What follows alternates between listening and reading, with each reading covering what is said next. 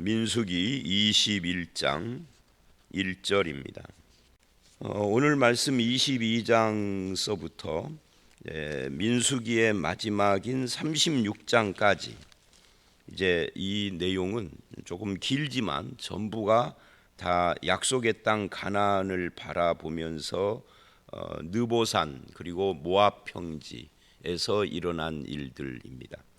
그 중에 상당 부분 22장부터 26장까지 그러니까 5장이나 되죠. 이 모든 내용이 전부 다 모압 평지에서 하나님의 심판과 긍휼에 대한 이야기입니다.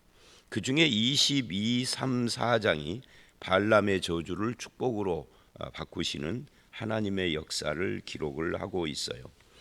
앞에서 21장에 아모리 왕 시온과 바산 왕 옥을 정복한 것이 주변 국가에 굉장히 파장을 미쳤죠. 그래서 경계심을 일으켰고 두려움이 일어났습니다.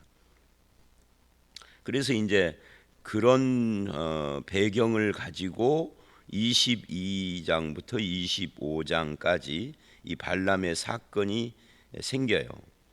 22장은 발락, 이 발람하고 발락하고 이름이 비슷하죠. 발음이. 발락은 모압의 왕입니다. 이 모압 왕 발락은 고민에 빠졌어요. 그래서 이 문제를 어떻게 할 것인가. 이스라엘이 이제 우리도 치려고 할 텐데, 그래서 발람을 초청하는 그런 내용이 22장이고요.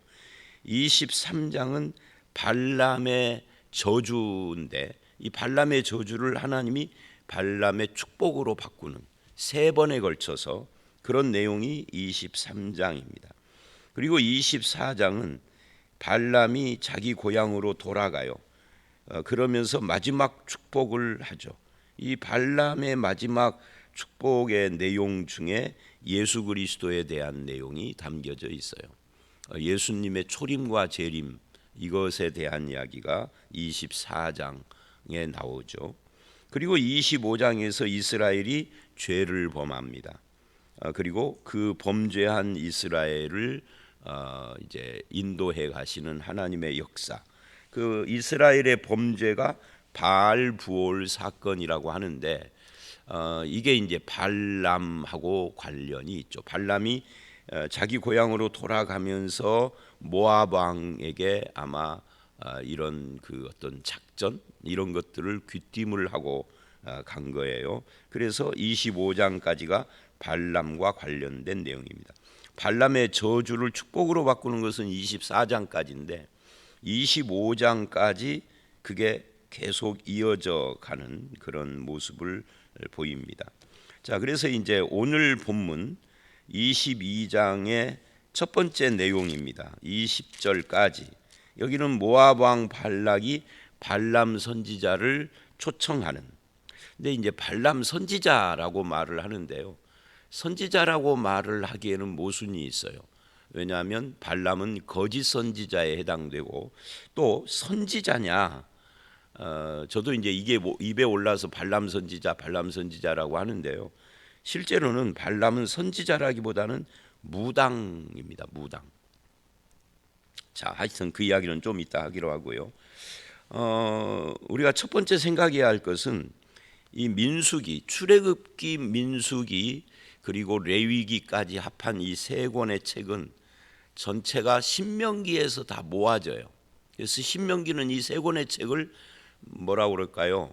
합해서 하나님의 뜻을 다시 이야기하는 그런 책이다라고 할 수 있는데 신명기 2장 28절을 보면 이 모압하고 관련된 내용을 이렇게 이야기를 합니다. 원래는 모압인들이 이스라엘을 공격하지 않고 돈을 받고 떡과 물을 팔아먹었다. 그러니까 지금 발락이 이스라엘이 우리 지경에 들어와서 우리 사방에 있는 것을 다 뜯어먹을 것이다 라고 4절에 말을 하는데 이 말은 잘못된 거죠. 자기들이 이스라엘에게 먹을 것을 팔아먹었어요. 말하자면 경제적 이득을 취했던 거죠. 문제는 두려움입니다. 이 두려움과 거기서 나오는 고민, 번민이라고 그러죠. 번민 13절에 번민하더라. 왜 번민했느냐면 이스라엘이 많음으로. 숫자가 많으니까 이스라엘을 우리가 이 출애굽한 이스라엘을 이야기할 때 최하 200, 최대 300이라고 그랬잖아요. 근데 오늘날 같으면 뭐 200만, 300만이 그렇게 큰 민족이 아니에요. 그러나 이게 지금 오늘날서부터 3,500년 전, 그러니까 우리나라로 말하면 고조선 단군 시대라고요. 그때는 200만은커녕 10만 명만 돼도 많은 숫자예요. 그때 우리나라는 인구가 얼마나 됐을까요? 글쎄 통계가 없으니까 알 수 없지만 200만에는 어림도 없는 숫자가 우리 땅에 살고 있었죠. 뭐 몇만 명 살았을지. 그러니까 200만은 엄청 많은 숫자예요. 200, 300만은. 그러니까 그 무리가 많음으로 3절 심히 두려워하여 그래서 번민을 하고 그것 때문에 왜곡된 거예요. 실은 자기들이 경제적 이득을 취하면서 오히려 유익했는데 물건 팔아먹으니까. 그런데 다 뜯어먹을 것이다 라고 소가 풀 뜯어먹듯이 그렇게 염려합니다. 두려움에서 나오는 번민이 염려로 진행이 되고 이거를 해결해야 되겠다라고 생각을 한 거죠. 이 문제를 해결해야 돼. 사실은 해결하지 말고 그냥 놔뒀으면 아무 일도 안 일어납니다. 이걸 오해인 거죠. 오해에서 나온 거죠. 그래서 이스라엘은 하나님이 내려주시는 만나와 공급하시는 물과 뭐 이런 걸로 살기 때문에 다 뜯어먹지 않아요. 오해한 거예요. 오히려 자기들이 팔아먹을 것들이 있는 거죠. 경제적으로. 그런데 하나님의 역사와 은혜와 하나님의 복과 하나님의 인도와 공급과 이딴 것을 전혀 모르는 그런 발락이라는 사람의 입장에서 보면은 이게 염려가 되고 두렵고 고민이 되는 거예요. 예수 믿는 사람이 내 주변에 있다고 그래서 안 믿는 사람에게 피해가 뭐가 가나요? 없어요. 근데 피해가 갈 것 같은 염려, 뭐 이런 것도 비슷한 거죠. 그래서 이 염려가 일종의 자기 어떤 넘겨짚기, 짐작이 돼서 결국은 판단력을 흐리게 하고 발람을 초청하는 것으로 이제 가닥이 잡혀갑니다. 이 발락의 착각은 하나님은 모압을 건들지 말라 했던 건데 모르는 거예요. 그러니까 이스라엘이나 하나님은 모압을 형제국가라고 생각을 했어요.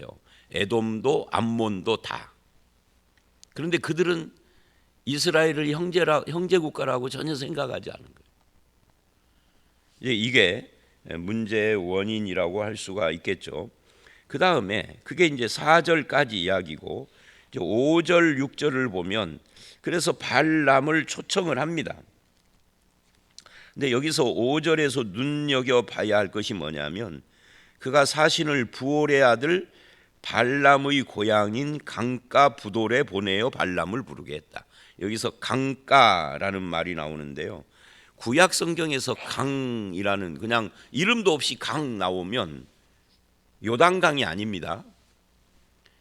저는 뭐 이스라엘을 안 가봤습니다만은 갔다 온 분들 말에 의하면 이스라엘은 그냥 삼천천처럼 그냥 조그마한 그런 천 같은 그 요단강이 그러다가 우기 때가 되면은 막 철철 넘치는 우기 때는 그야말로 한강이 되고 평상시에는 뭐 삼천천처럼 그렇게 작은 삼천천보다는 많겠지만 그런 곳이라고 그래요. 그래서 성경에서 요단강 이야기 할 때는 그냥 뭐 요단이라고 말을 하고 이름을 빼버리고 강 또는 강 저편 뭐 이런 말 많이 나오잖아요.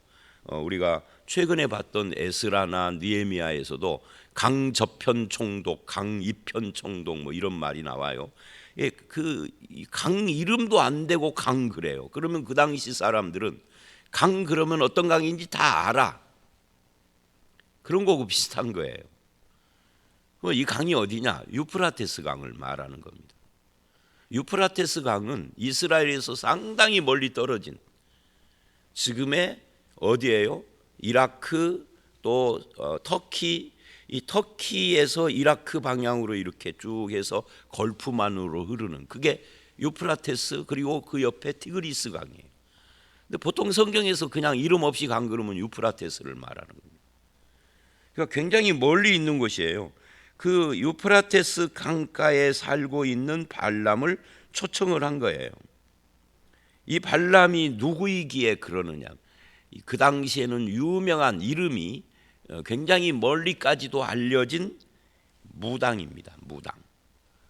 근데 이걸 이제 선지자라고 우리가 표현을 하는데, 선지자라고 하면 앞에 거짓이라는 말을 붙여야 되겠죠. 거짓 선지자. 그런데 이 무당이라면서 여호와 어쩌고 하지 않느냐? 여러분, 우리가 여호와 하나님 그러면은 기독교나 유대교에만 국한해서 생각을 하지만 고대 세계로 갈수록 이 여호와 하나님이라는 것이 이스라엘에만 국한되지 않아요. 예를 들면 욥기를 보면 욥은 분명히 이스라엘 사람이 아닙니다. 동방의 의인이라고 그랬어요. 이게 성경에서 동방 그러면은 이스라엘이 아니라 이스라엘의 동방이니까 뭐 요르단이나 사우디나 뭐 이쪽인 거죠. 그러니까 이스라엘이 혈통적으로 이스라엘 민족에 속한 사람이 아니에요.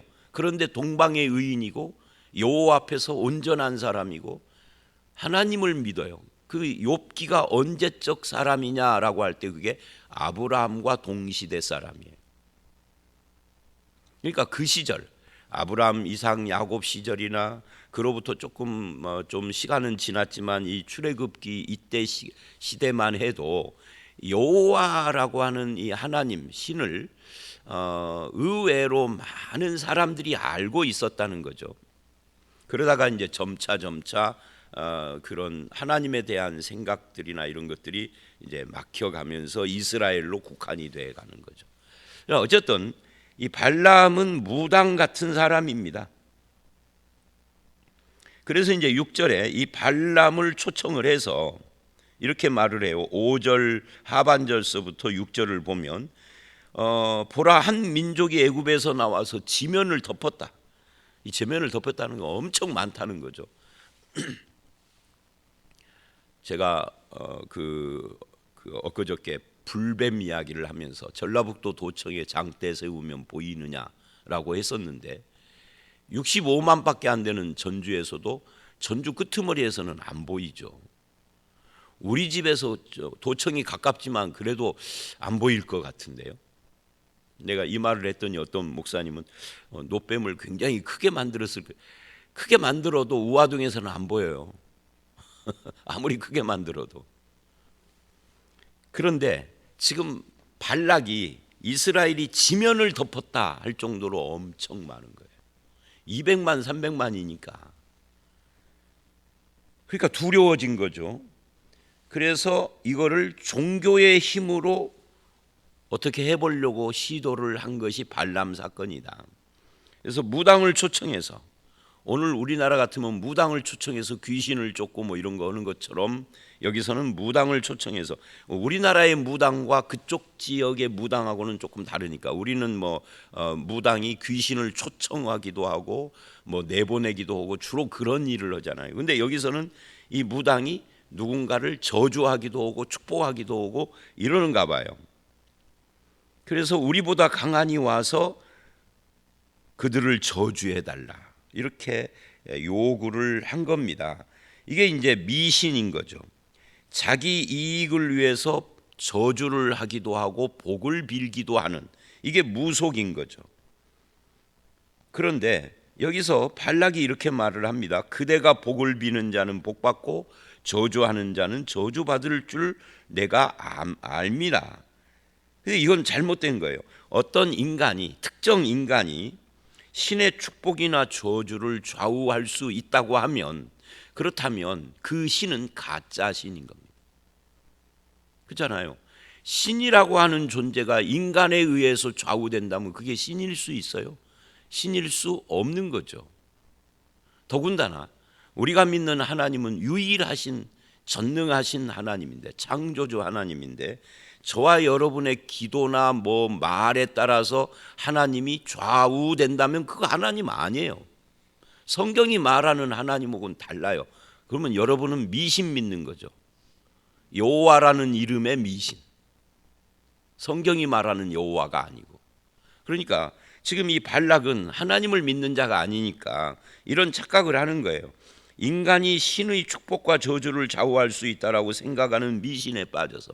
그런데 얘는 그렇다 쳐고 하나님을 안 믿으니까 하나님을 믿는 우리는 왜 신을 좌우할 수 있다라고 생각하는 거죠? 이 성경적 신앙이 아니기 때문에 그러는 겁니다. 그러니까 성경은 그냥 폼으로 있고 어디서 누구한테 얻어 들은 이야기들이 우리의 신앙의 주된 근거를 형성하고 있어서 그러는 겁니다. 철저히 내가 가지고 있는 잘못된 생각을 성경의 근거에서 바꾸셔야 해요. 하루아침에 되는 건 아니죠. 그래서 우리가 성경을 읽고 새벽에 나와서 성경을 강해를 듣고 그러는 거예요. 그래서 내 마음대로 복과 저주를 좌우한다라고 생각하는 것은 잘못된 것이다. 하나님의 복의 통로가 될 수는 있죠. 통로, 내가 좌우하는 것이 아니라 하나님이 복을 내리시는데 나를 통해서. 그게 누구죠? 아브라함이죠. 너는 복이 될지라. 아브라함이 하나님의 복을 좌우하는 게 아니에요. 복이 되어라. 그래서 모세조차도 스스로는 자기 뜻대로 복과 저주를 좌우하는 말을 하지 않습니다. 그 모세는 하나님을 바르게 믿기 때문에 그러는 거죠. 만약 누군가가 6절 말씀처럼 당신이 복과 저주를 할 수 있다라고 한다면 나는 뭐라고 대답을 할까요? 뭐 이런 케이스는 거의 없지만 만약에 그런다면 또 반대로 이런 경우는 많아요. 제가 목회하면서 많은 분들의 상담을 받고 많은 분들로부터 말을 들었는데 그 중에 하나가 뭐냐면 자기가 다니는 교회 목사님이 이러이러하면은 저주가 임한다라고 했다. 이런 말을 참 많이 들어요. 그리고 그것 때문에 저를 만나서 펑펑 우는 사람도 봤어요. 여자가 아니라 남자 앞에서 펑펑 울기는 쉽지가 않은데 남자분이 내 앞에서 막 그 이야기를 하면서 막 펑펑 울더라고. 자기 교회 목사님이 저주받는다고 했다고 이렇게 하면은. 근데 들어보니까 그건 말도 안 되는 이야기야. 그게 무슨 말이냐면 다른 교회에 들어가기 예배당 문 열고 들어가는 순간 저주가 임한다 그랬대요. 이게 무슨 미신 같은 이야기를 하는 겁니까? 목사 지가 무슨 능력이 있다고 가장 능력 없고 못난 사람을 택해서 세운 것이 목사예요. 그래야 하나님이 빛나니까. 그래서 바울이 내가 죄인의 괴수라 그런 거예요. 우리가 바울을 이야기할 때 뭐 대단한 학문을 한 자요 엄청난 인물이라고 우리가 그렇게 이야기를 하지만 우리 인간 시각이고 바울 자신은 내가 죄인 중에 괴수였다라고 그래요. 그래서 나를 세워 하나님이 쓰셨다고 그런다고. 자, 다시 혹시라도 이 녹음된 것을 듣는 목사님들이 기분 나빠하실 것 같은데 뭐 아닌 분들은 해당 안 되니까 나도 목사니까 나는 전혀 내가 복과 저주를 좌우한다라고 한 번도 생각해 본 적이 없어요. 그럴 수 있는 입장이 아니죠. 그렇게 교만할 수 있는 사람이 아닌 거죠. 8절. 여기에 잠깐 우리가 좀 생각해야 할 것이 뭐냐면 발락이 모압의 왕인데 무슨 갑자기 미디안 사람들이 나와요. 4절에 미디안 장로들에게 이르되 그러고요. 그 다음에 7절을 보면 모압 장로들과 미디안 장로들이 손에 복채를 가지고 발람에게 갔다 이래요. 도대체 미디안이 왜 나오느냐? 미디안하고 모압은 같은 나라가 아닙니다. 미디안은 말이죠. 그 미디안 광야에서 모세가 40년을 보냈고 모세의 아내가 미디안 사람이에요. 모세의 장인도 미디안 사람이고요. 그래서 여기서 미디안과 모압은 다른 나라인데 이 이스라엘 문제 앞에서 두 나라가 연합을 한 거죠. 그래서 이스라엘을 저주해 보려고 그런 거예요. 그래서 하나님께 기도해 봐야 한다라고 8절에 이 밤에 유숙하라 여호와께서 내게 이르시는 대로 대답하리라. 여기까지는 좋아요. 하나님이 말하는 대로 내가 하겠다. 그런데 여기서도 우리가 시비할 것이 있어요. 여러분, 누군가가 여러분을 찾아오거나 아니면 여러분이 나를 찾아와서 목사님, 저 김 집사를 좀 저주해 주십시오. 그러면 제가 이 집사님 잠깐 기다리십시오. 오늘 저녁에 내가 하나님께 기도해 보고, 이러면 맞나요? 틀리나요? 이 대답 금방 하시네요. 안 맞죠? 누군가를 저주해 달라는데 하나님께 기도하면 안 되는 거죠. 아니, 기도할 필요도 없는 거죠. 누구를 하나님 저주할까요 말까요? 아니, 북한 김정은이라도 아무리 못된 놈이라도 하나님이 저주하라고 하겠어요? 하나님, 북한 김정은 정권의 공산당이 무너지고 평화, 자유, 복음, 통일을 이루어 주시옵소서. 이런 기도는 저는 해요. 근데 저주하고는 다른 거죠. 여러분, 저주는 인간이 할 수 없어요. 저주하는 판결을 할 수 없다라고 유다서를 보면은 천사장이라 할지라도 하나님 앞에서 저주의 판결을 할 수 없다. 저주는 누구만 한다? 하나님만 할 수 있는 자격이 있어요. 천사도 안 돼, 그거는. 하물며 인간이야. 그러니까 저주를 부탁받았는데 오늘 밤에 기도해 보겠다. 이거 잘못된 거예요.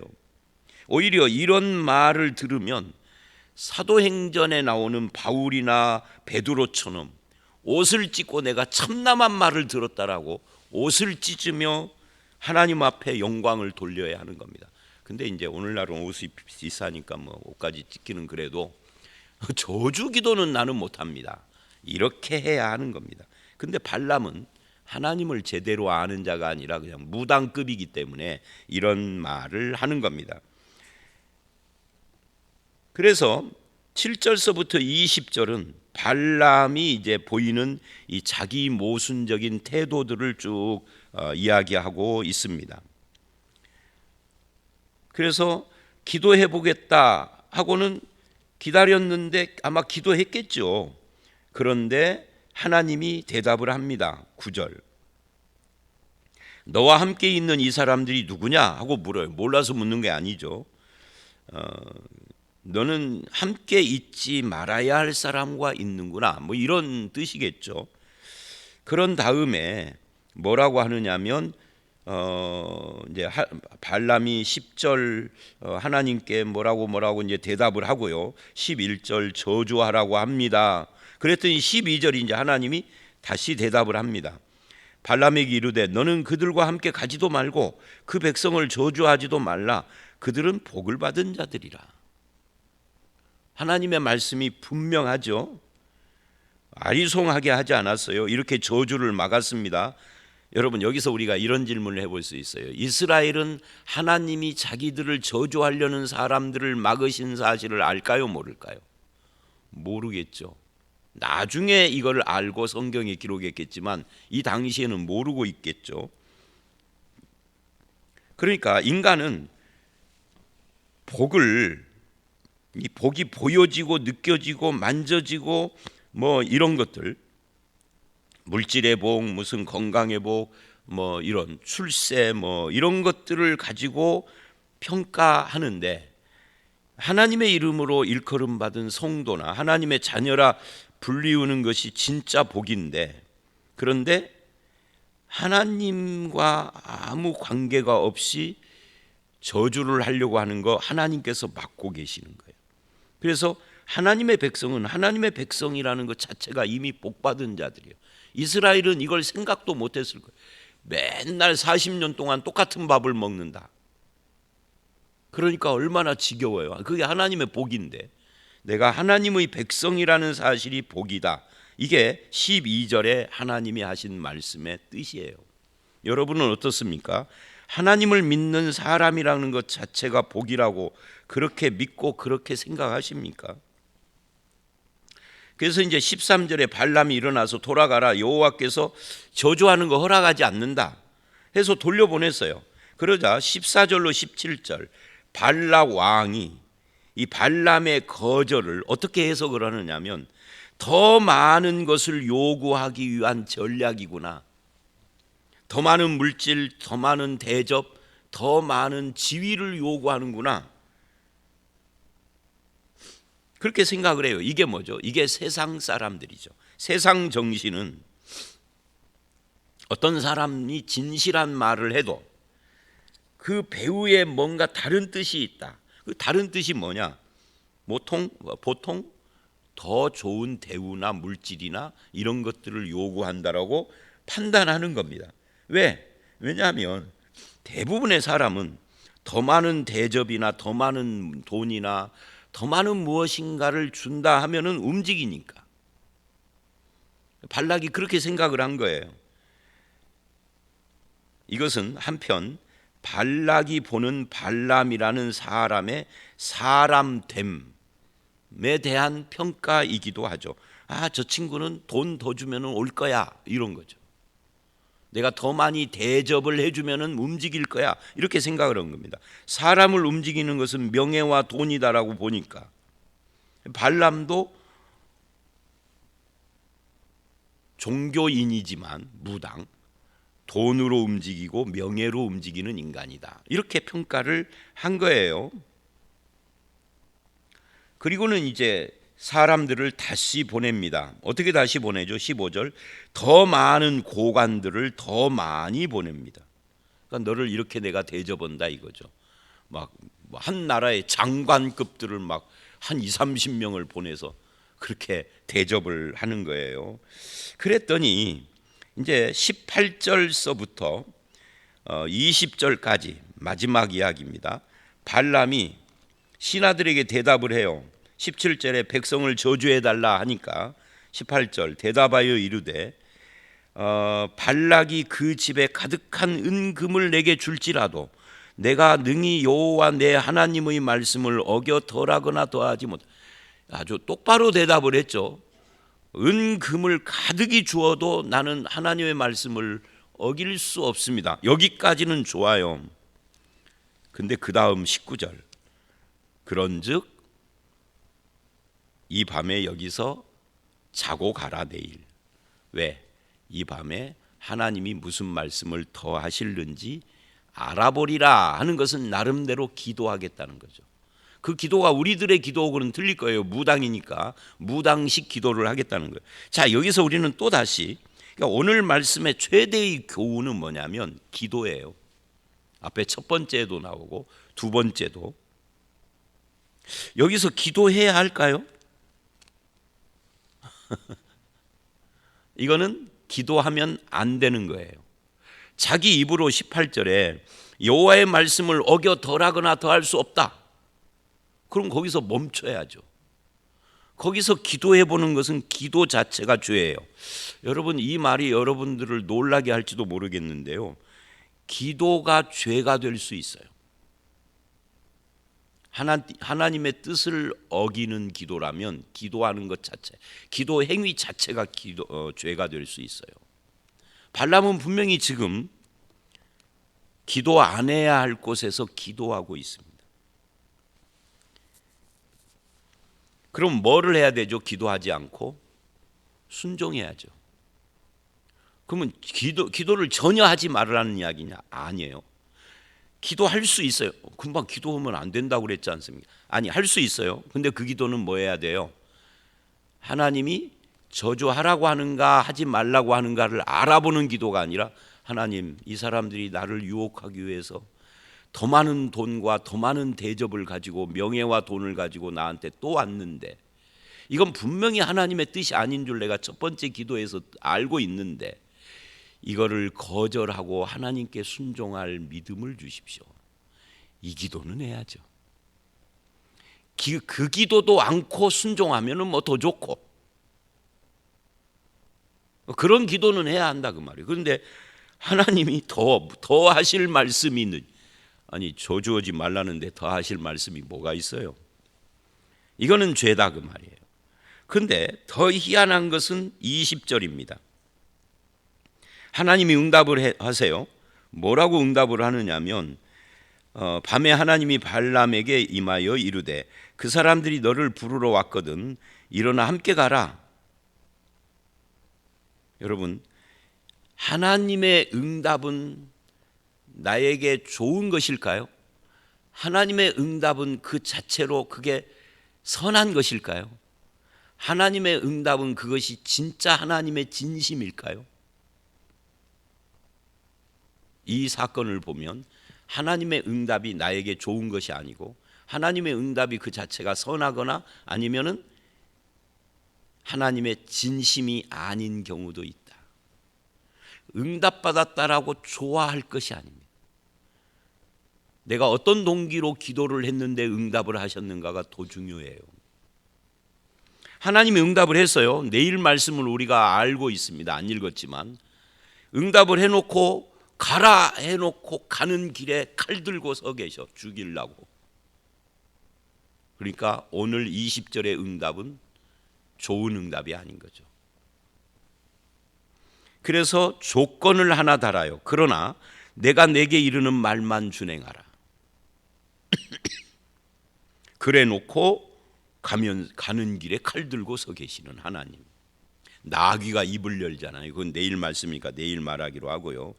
결국 이 오늘 말씀에서 가장 도드라진 것이 이 복과 저주, 특히 저주하고 관계되는 기도인데요.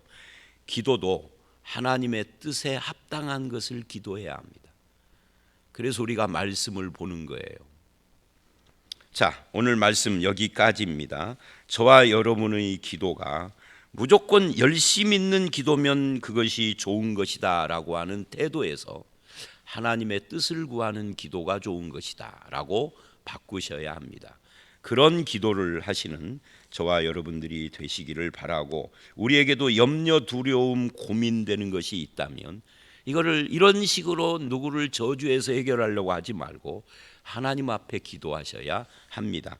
그렇게 살아가시는 저와 여러분들이 되시기를 주의 이름으로 축원합니다. 함께 기도하겠습니다. 하나님, 발락의 두려움 때문에 발람을 초청해서 이스라엘을 저주하려고 하나 하나님은 그 저주를 막으시는 것을 봅니다. 주님, 인간이 누군가 다른 인간을 축복하거나 저주하는 것이 우리의 소관이 아닌 하나님께 달린 것이라는 것을 다시 한번 확인합니다.